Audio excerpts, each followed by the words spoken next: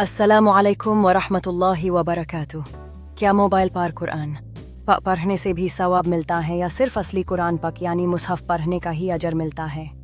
आजकल तकरीबन हर शख्स के मोबाइल में कुरान पक मौजूद होता है। कुछ लोग रोज़ाना मोबाइल से तिलावत करते हैं, लेकिन बहुत से लोगों के ज़हन में यह सवाल आता है कि क्या मोबाइल से कुरान पढ़ना दुरुस्त है, क्या इससे भी सवाब मिलता है, और क्या बगैर वुज़ू मोबाइल में कुरान पढ़ सकते हैं? आइए आज इस मसले को आसान अंदाज में समझते हैं। सबसे पहले ये बात जान लीजिए कि कुरान पक अल्लाह ताला का कलाम है। चाहे आप उसे मुसहफ से पढ़ें या मोबाइल ऐप से, असल मकसद अल्लाह के कलाम की तिलावत करना है। उलमाए करम फरमाते हैं कि अगर कोई शख्स मोबाइल में कुरान पढ़ता है तो इंशाअल्लाह उसे भी सवाब मिलता है, क्योंकि वो कुरान की तिलावत ही कर रहा होता है। लेकिन यहाँ एक अहम फ़र्क समझना ज़रूरी है।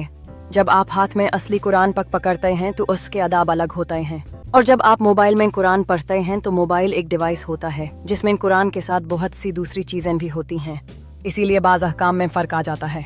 अब एक बहुत अहम सवाल, क्या मोबाइल में कुरान बगैर वुज़ू पढ़ सकते हैं? जी हाँ, अक्सर उलमा के मुताबिक मोबाइल में कुरान की तिलावत बगैर वुज़ू भी की जा सकती है, क्योंकि आप असली मुसहफ को हाथ नहीं लगा रहे होते बल्कि स्क्रीन को टच कर रहे होते हैं। लेकिन अगर वुज़ू के साथ तिलावत की जाए तो ये ज़्यादा आदाब, ज़्यादा एहतराम और ज़्यादा बरकत का सबब बनता है। एक और बात, बहुत से लोग कहते हैं मैं मसरूफ़ रहता हूँ इसलिए मोबाइल से ही कुरान पढ़ लेता हूँ।